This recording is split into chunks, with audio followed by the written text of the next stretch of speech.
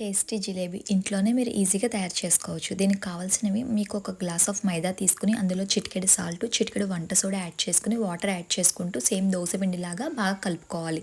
దీన్ని 4 to 5 hours మీరు పక్కన పెట్టుకుని ఉంచుకోవాలి. ఇప్పుడు 2 గ్లాసెస్ ఆఫ్ షుగర్ యాడ్ చేసుకుని దీన్ని మొత్తం షుగర్ అంతా కరిగే వరకు మీరు పాకం వచ్చేలా చేసుకోవాలి. ఇప్పుడు ఆయిల్ కూడా పక్కన పెట్టుకున్నాము. ఆయిల్ కూడా హీట్ అవుతుంది. ఇందులో కొంచెం ఇలాచీ పౌడర్ కూడా వేసామండి షుగర్ సిరప్లో.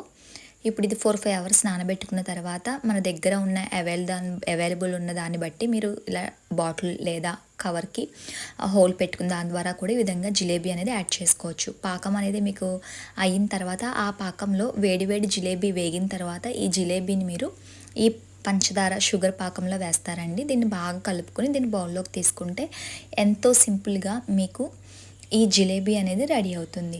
చాలా తక్కువ టైంలోనే మనము ఈ క్రిస్పీ జిలేబీ అనేది తయారు చేసుకోవచ్చు.